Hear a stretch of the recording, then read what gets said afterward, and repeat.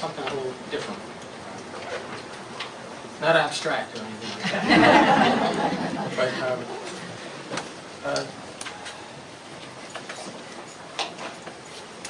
I mean, we all know that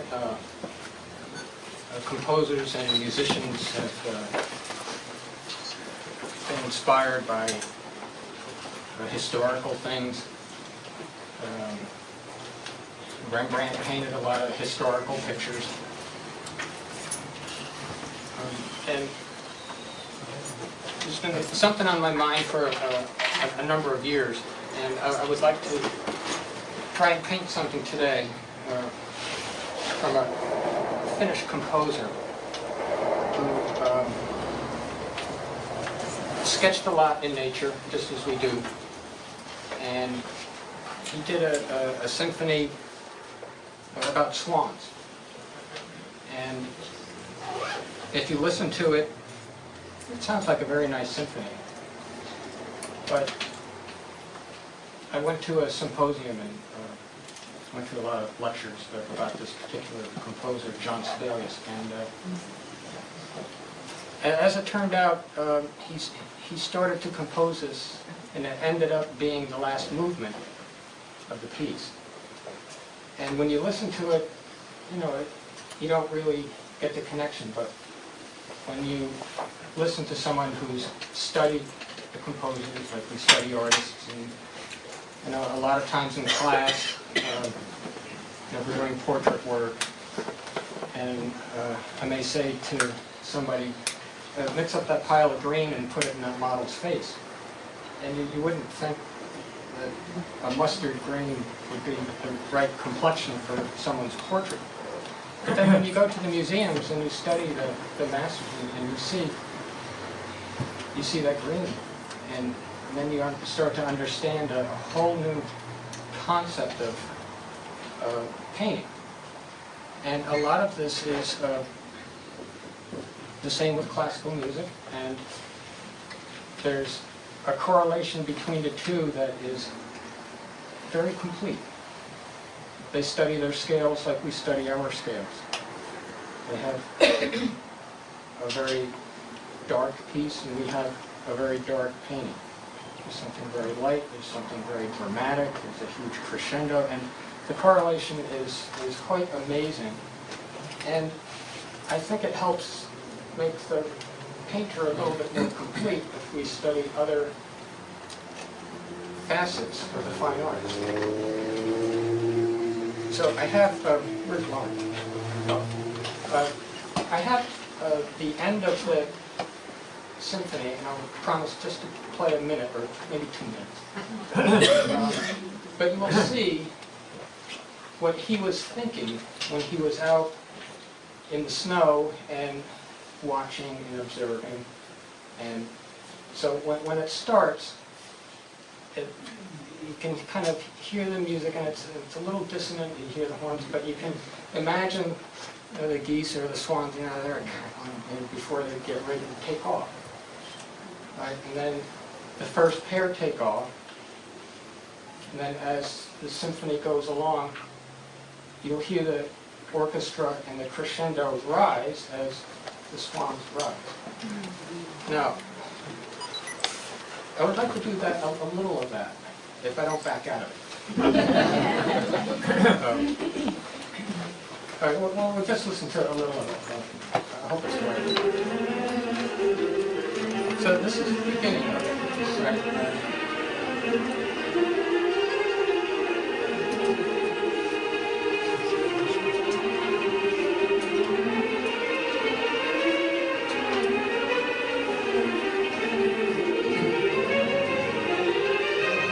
First pair start to take off.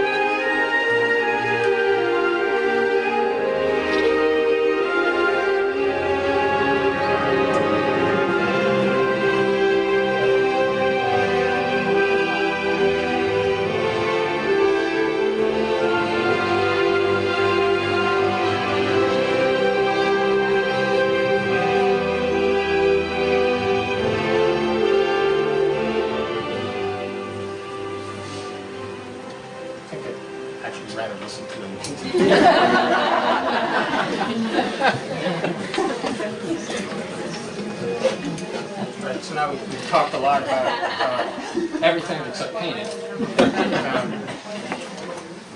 But in order to paint anything, I mean, we have to understand what we're doing. And for a long time, this is what I've always wanted to paint was something outside. But you have to, then the hardest thing is to find somebody who knows what they're doing. And it can take a lifetime, actually. And I was very fortunate that it didn't take me my whole life. And I was soon pushed outside and said, if you really want to discover painting, then you have to understand the elements about what we're doing. And in order to do that, Arthur said that it's the light of the sky that gives the earth its meaning. And you have to learn how to paint space. Okay, well, how do you paint space? How does paint? So it involves atmosphere, the weather, the different times of day. And before you know it, each time you go outside, you realize you're not going to get this soon.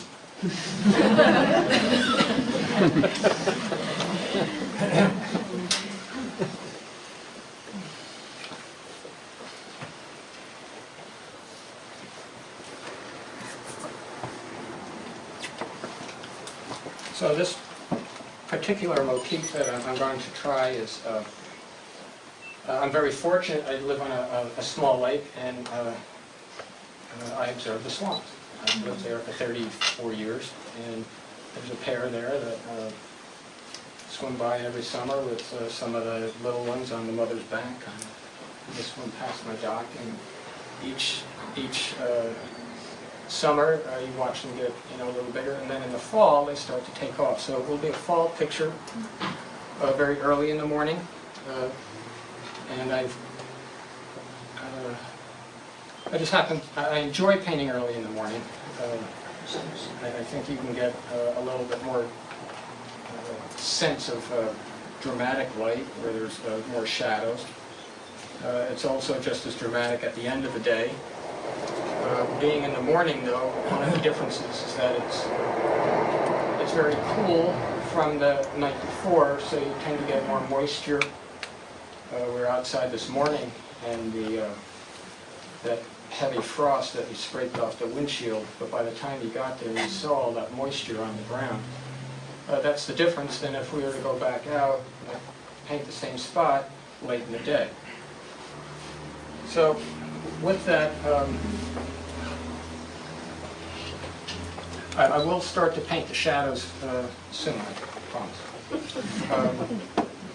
But to get that kind of control, the shadow control, and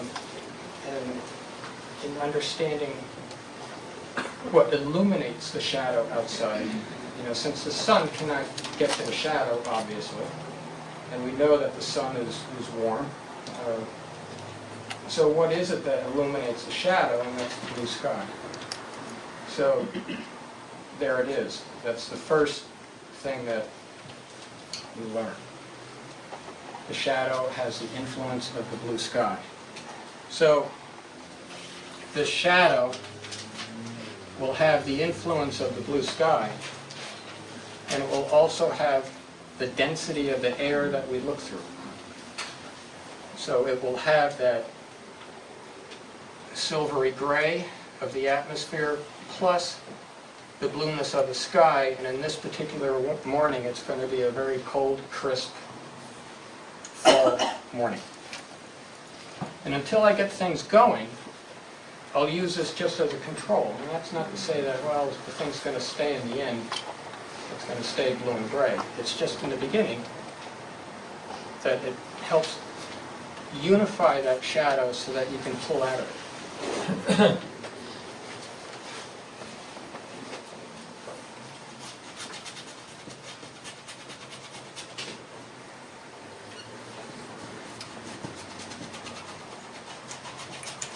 So there'll be a hillside in the back here, and in the early morning, the long cast shadows are going to crawl up the hillside.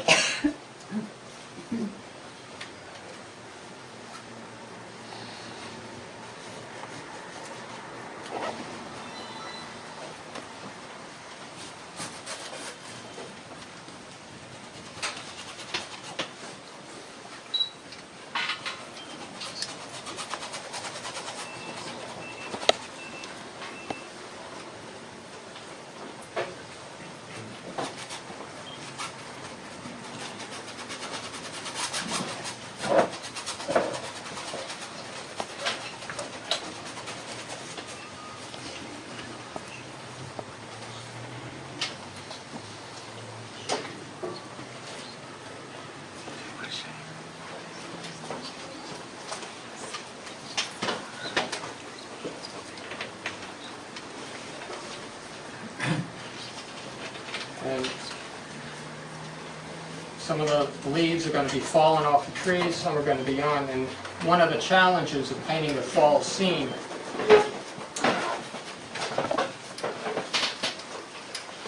is how do you go about painting all the different colors of the trees? And when you're standing outside and you see the effect is so fleeting.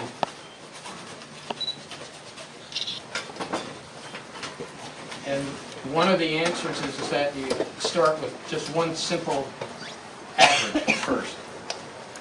So in the shadow, we're starting with that, even though there's going to be some color in it.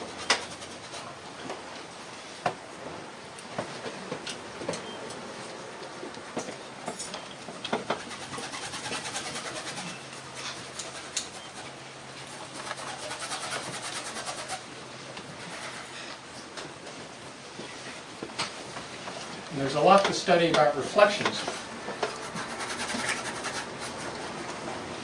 Certainly in the beginning,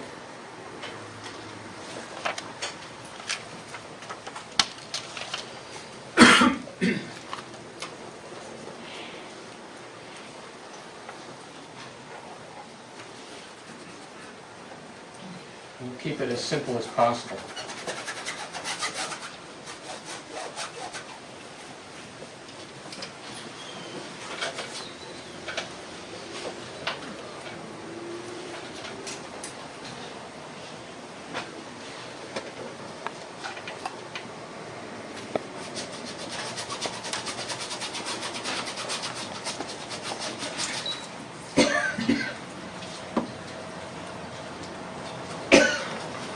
I'm glad the heat's on.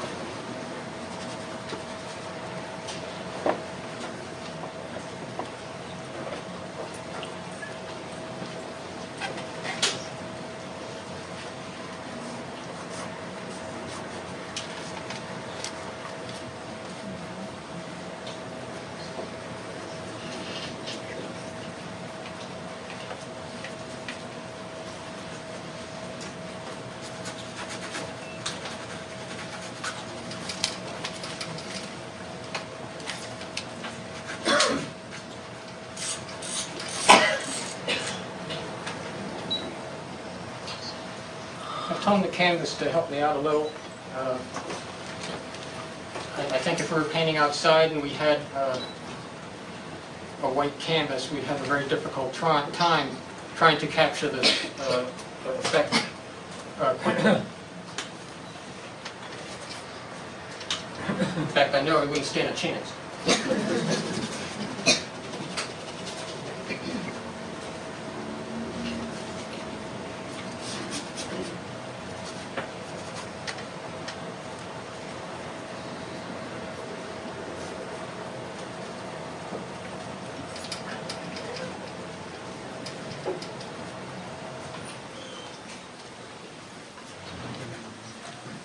Maybe I'll have maybe some pine trees up there or something. In case you couldn't tell.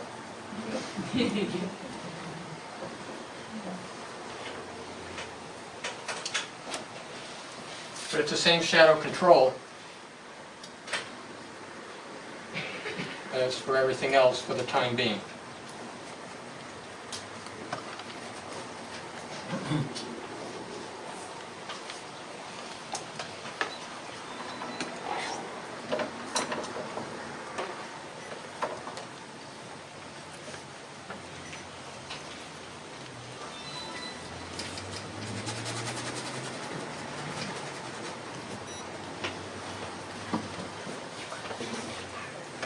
Just to put a little of the fall color in just to get a start.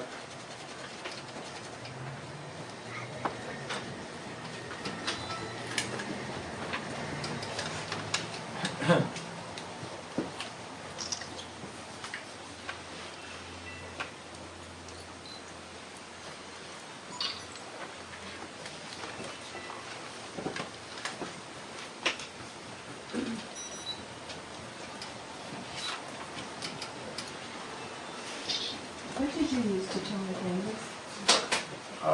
It's a light gray, black and white with a little orange, and a little darker as it got down. As I was thinking of what to do, I wanted to keep the foreground in the shadows, so I made it just a little bit darker. So we wouldn't have to stay here till 5 o'clock. And also, things gain color as they come a little closer. So we'll use something a little bit more colorful in the shadow, in the front, right in the foreground. And it will help give us that space that I was talking about earlier. And, you know, just like the composer that we just heard, you know, a little while ago, he was actually trained as a violinist, and countless hours of practicing the scales, and it's the exact same thing. You just have to put in the time. It's not that we can't do it, it's the effort, the monumental effort.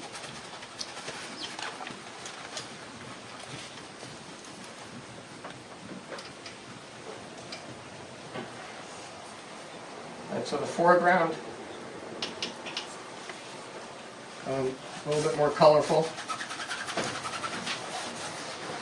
It's still in the same shadow value.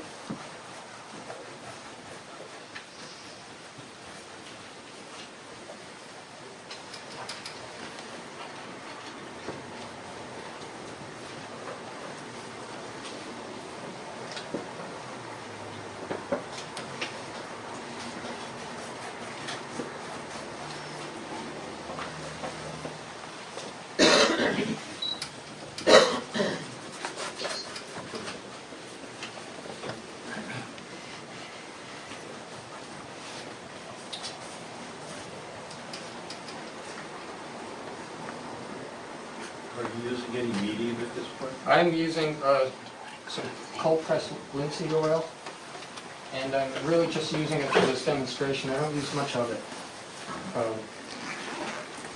But again, to try and get the effect down a little quicker, and it's a large size, it does make you go a little faster, but the danger in it is it gets too thin. So with the, you know, I've had a fair amount of experience, so I'm incorporating the tone with the paint as well. What did you use to clean the ground? A little turpenoid. And it's applied like a stain. And it's been drying for about 6 months.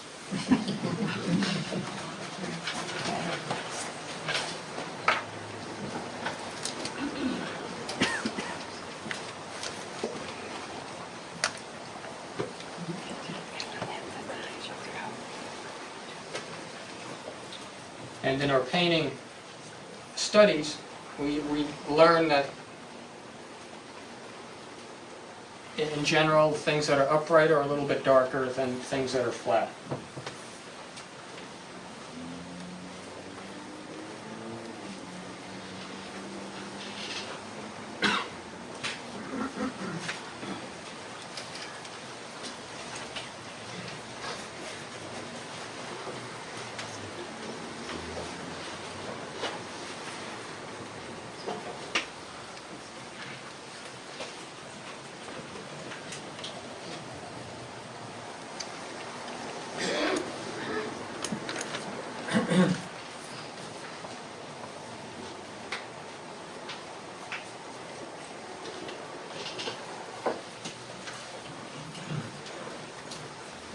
Now, the one thing about reflections, unless there's any wind or a breeze, it's going to reflect pretty much like a mirror. If it's a shallow pond, you'll see through the water in the foreground, and you'll see some of the color of the bottom.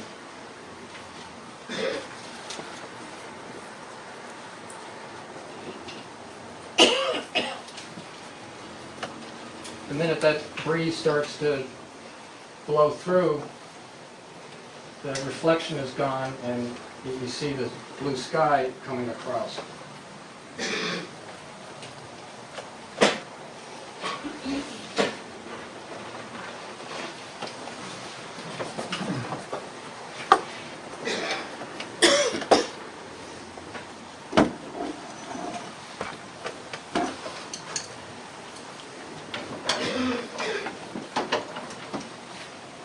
Some of the blue sky, I'll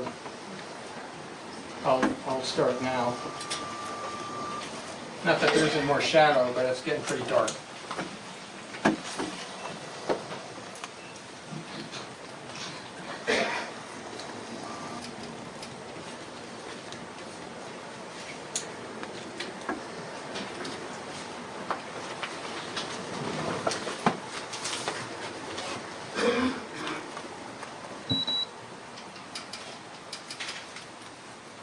Is that manganese and white? A little bit. With the sun behind us, and this early in the morning,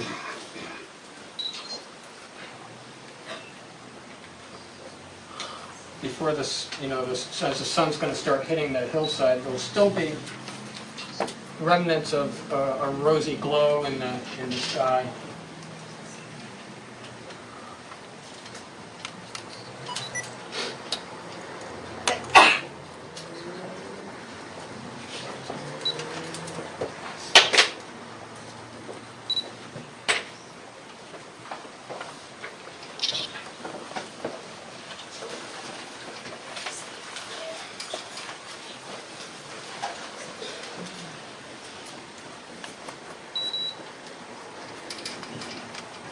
Where is the sun coming from? Over my head, in the back, coming this way.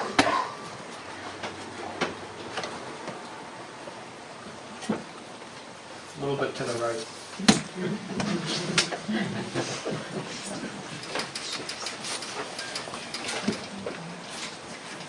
And it's an important question because you got to make sure you know that before you start.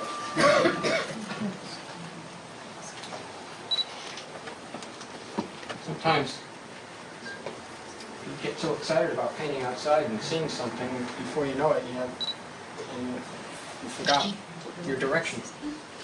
And it does happen.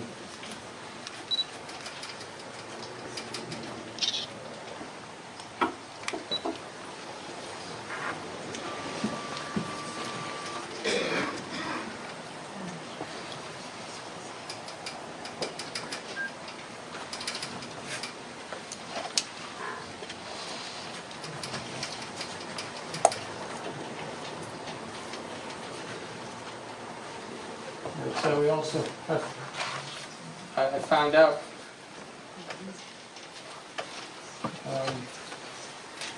that there's just one dominant light, right? So in this particular painting, it's not going to be the sky as the main interest in the painting. It's going to be down into the landscape.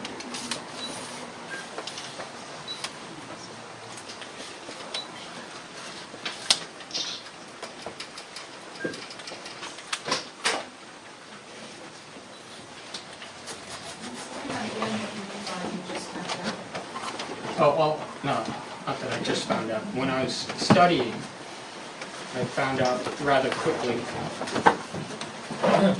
that you can only look at one place at one time. If you're going to look at the sky, then it's the sky that's probably going to have the highest light. If it's in the landscape, then the sky supports the landscape.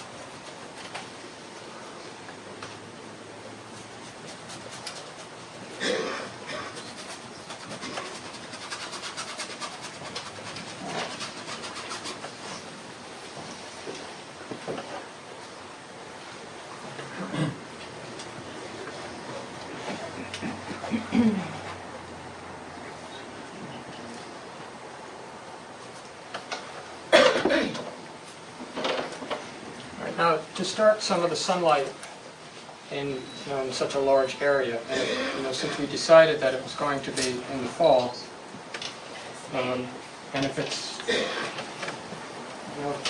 getting close to the peak of the season, we get a lot of color.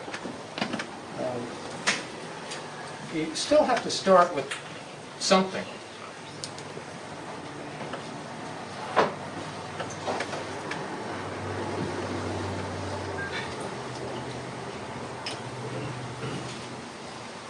And we said earlier that the sunlight is fairly warm. So if we start with something fairly warm as an average, and then we'll work into that.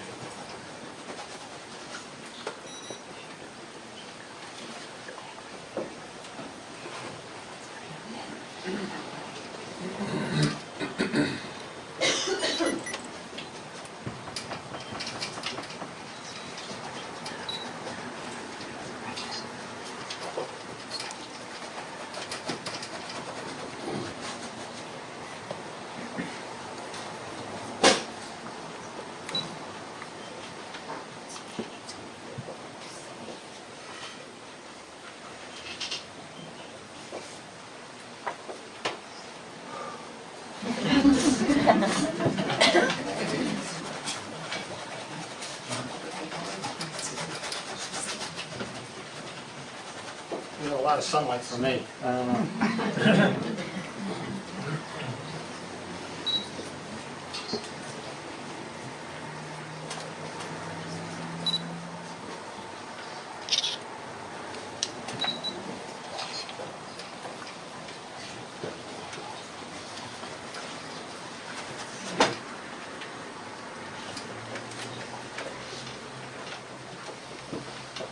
And some of the trees certainly have fallen leaves.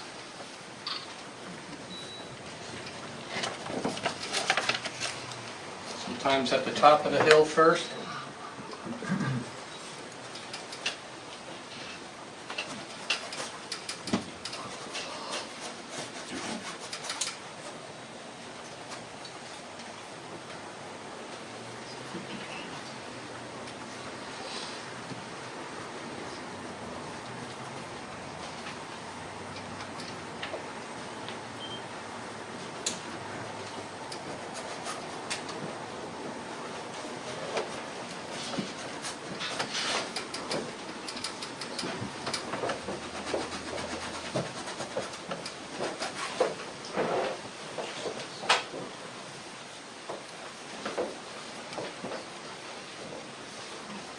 As you look into the woods, you get these shadows inside here.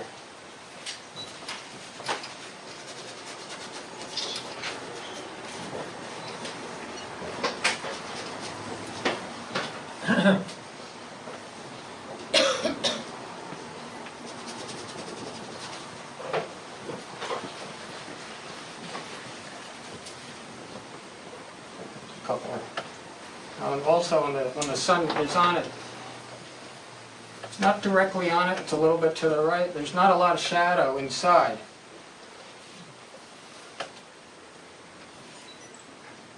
So where there's, a little, I'm going to grab onto it.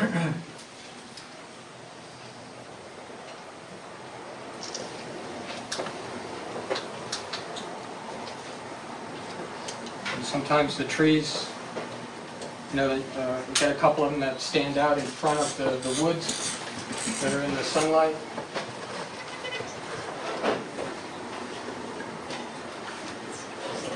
You can start getting an idea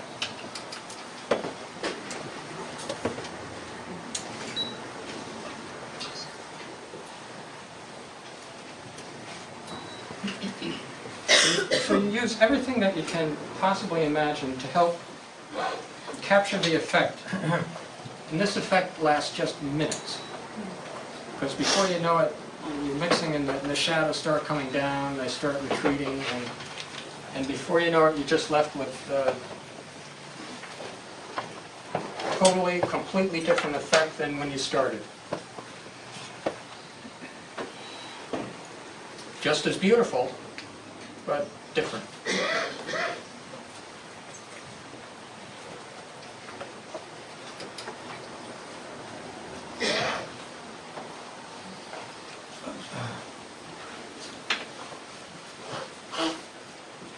Couple of red maples.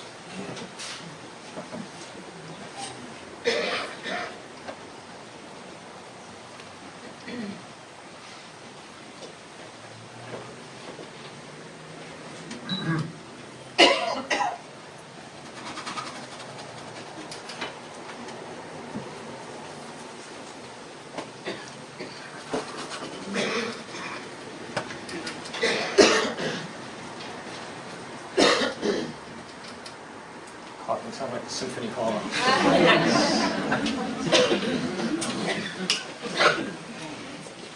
I just saw last Friday at Lincoln Center Brahms's last symphony.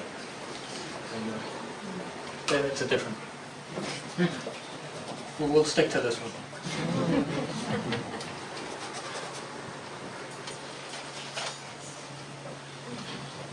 All right, and then we talked about some pine trees.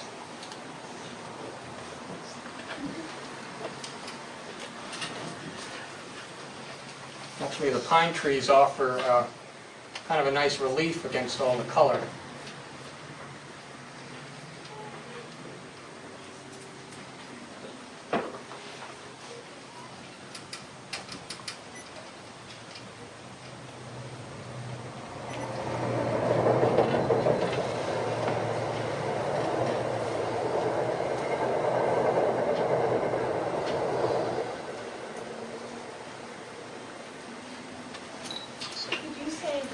used in your initial shadow color? It was a blue and a gray. We talked about the shadows being illuminated by the sky, so it's blue. And then that gray is that penetrating atmosphere that we're always looking through.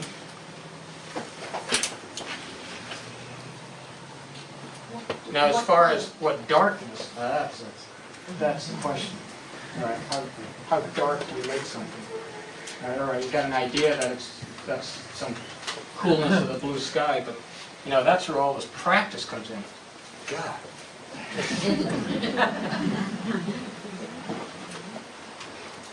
No end. Absolutely no end. What blue did you use? Cobalt blue. I knew you were going to get it out of here. Just wait. Nice try, Dick. When you're doing a study outside, Yes. and you paint quickly to capture that moment, Yes. do you use a linseed oil to make it go quicker? Yes.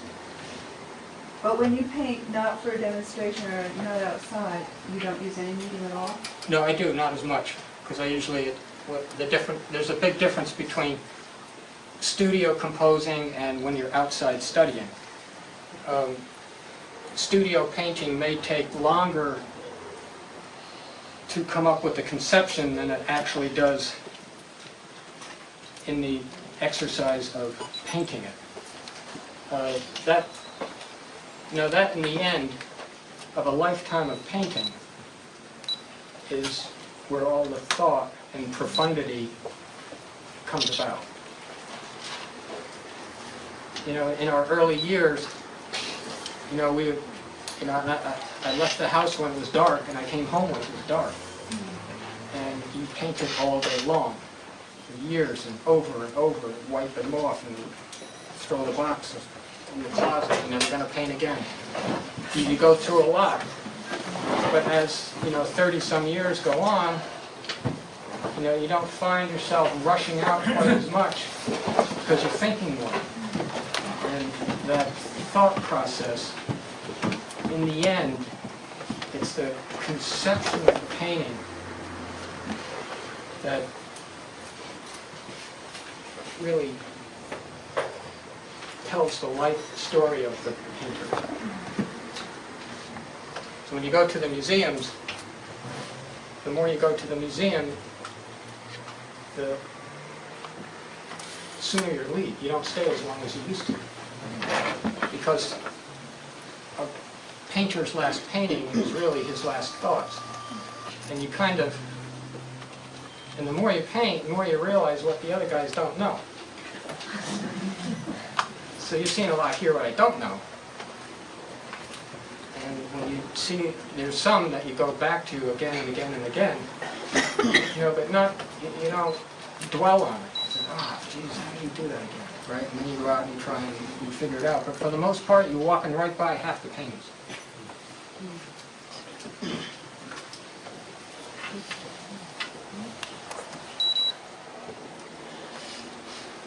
Some of the color into the shadow.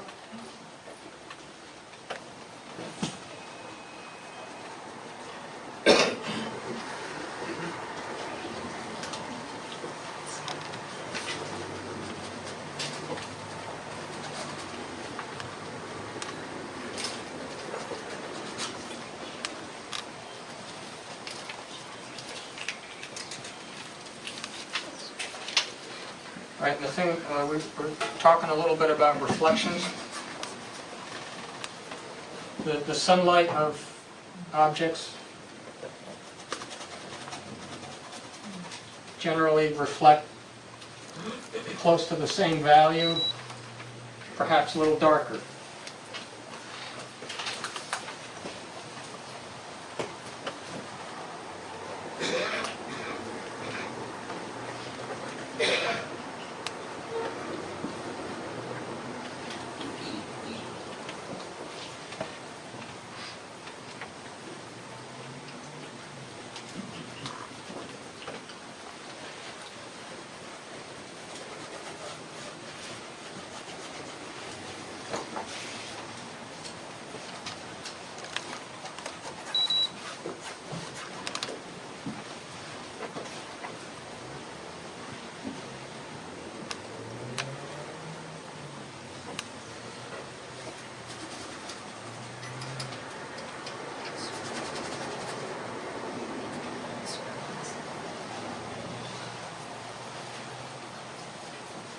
And just like more or less we started in the hillside, it's in here as well that you start with an average first, then work into the specifics.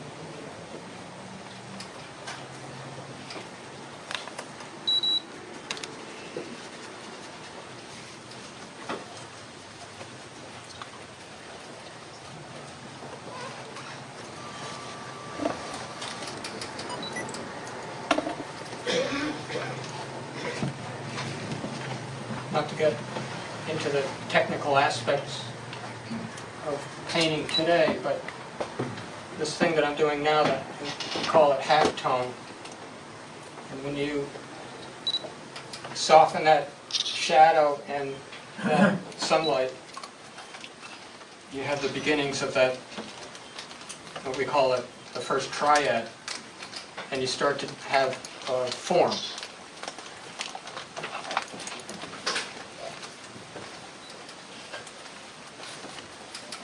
You have to, right from the start, before you even, and I went back to looking for somebody to study with, you have to have a point of view as to, what is it that you really want to paint. And when you decide that, and I think if, when we studied all those other painters and you're looking around and you realize that, what they were doing was, they were doing the best they could to recreate life on canvas. And if this is your outlook and this is what you want to do, then this is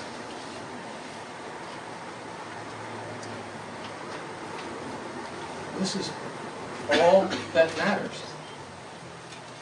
And for the first lot of years, the subject becomes very, very secondary. I forgot about those swans. Right? Because this is a lot. It's a huge undertaking to understand what he was talking about, when he said that it's the light of the sky that gives the earth its meaning. That's your whole, that becomes your point of view.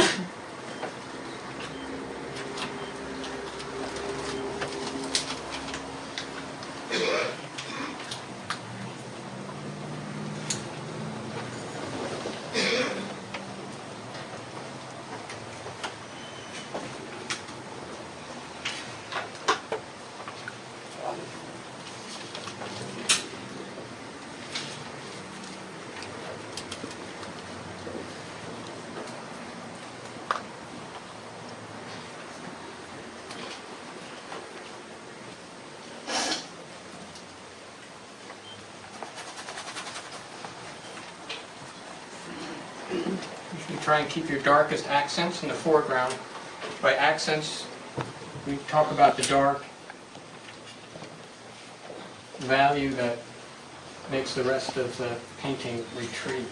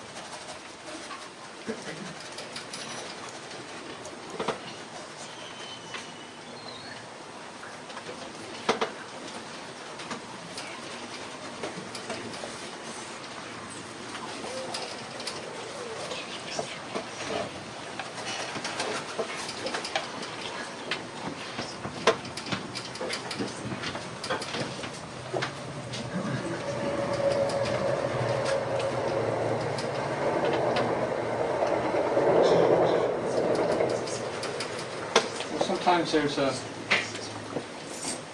there's an outcropping or a flat field up in the hill. Not that there was when I was there, but it just crossed over the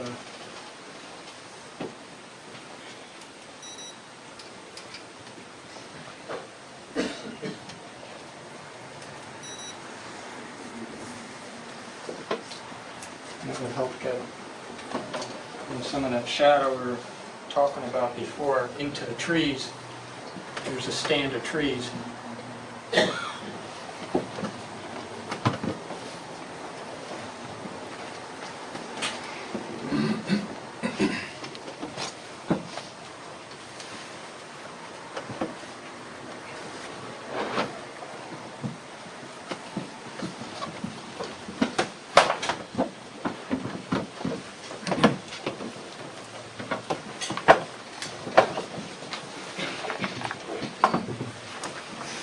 Do you use your on-the-spot paintings mostly as studies, or do you use them as finished products also? Sometimes I finish them up, and I might hit it lucky once in a while. You don't think too much about composing outside like you do inside. But, you know, if things happen to fall in place, take it. John, how many values are on that painting right now?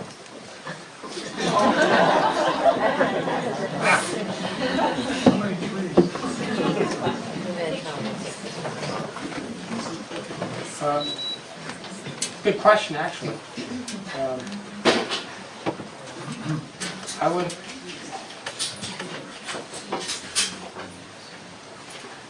would say, you know, if you squint down tight enough, if you include the tone, which works kind of nice at the moment, at least 4.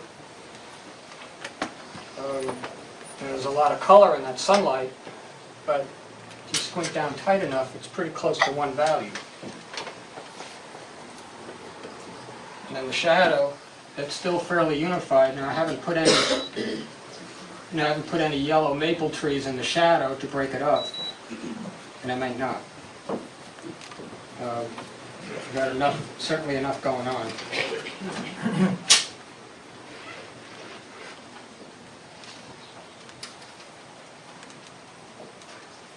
But these dark accents in the upright and the flat plane, you know, that's easily 3 values.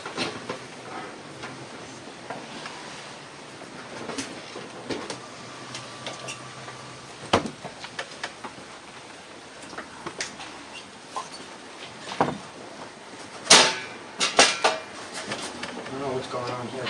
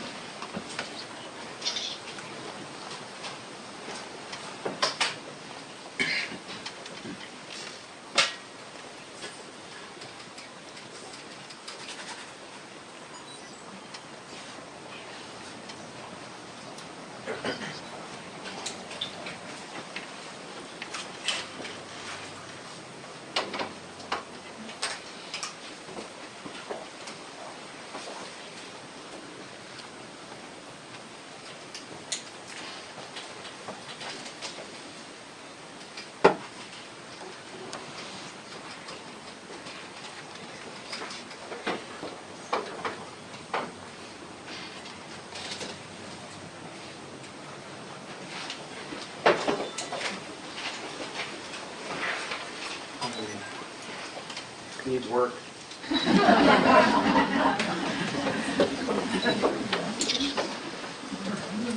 lot of work.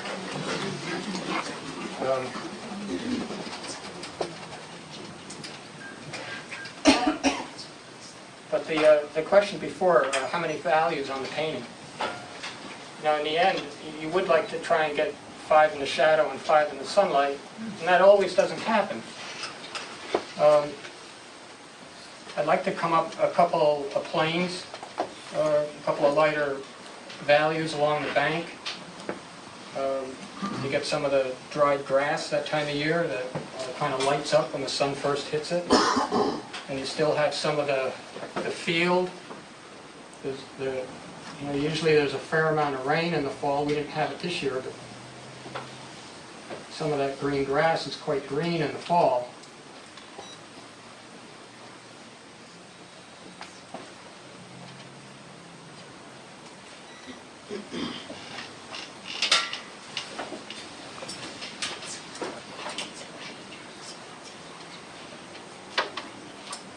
The sunlight on the flat plane.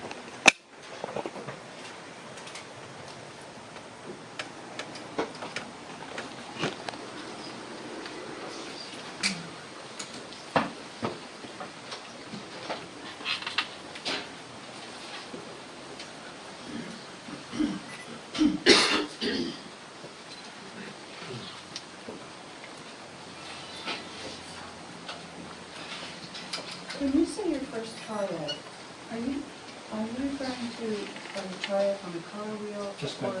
the tone, huh? Just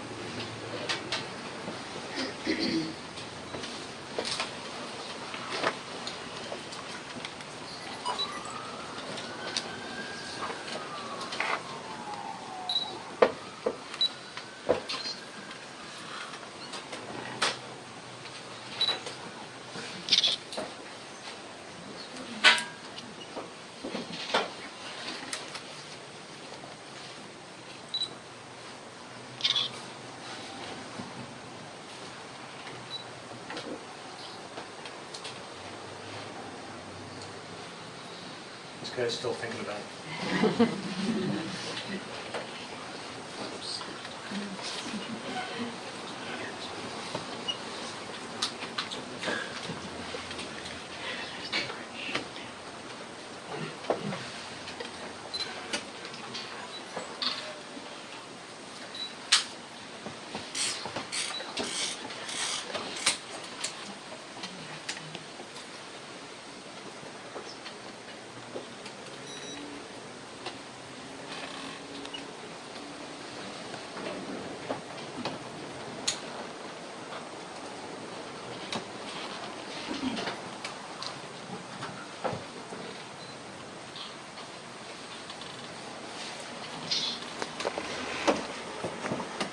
You seen him walk on the water?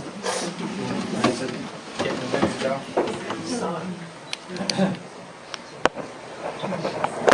We were talking about where the interruption of the reflection of the mountain, it picks up the blue sky.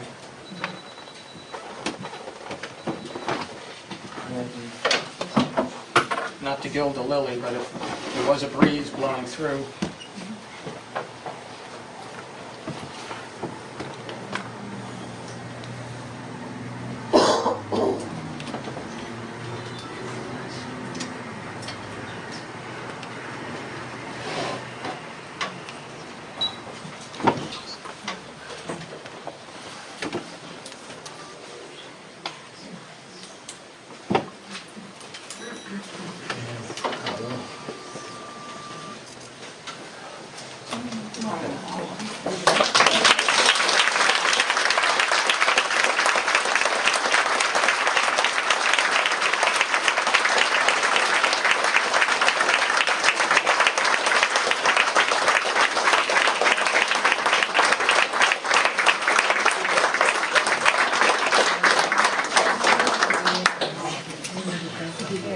that's the tree.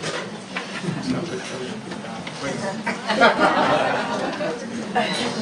I wanted to put this, to help to push the mountain back. I had in mind to put a tree in the shadow.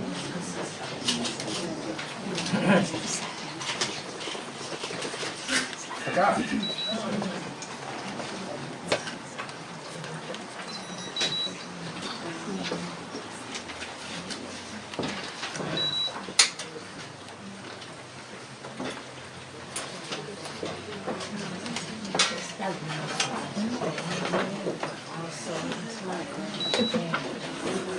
All right, all right.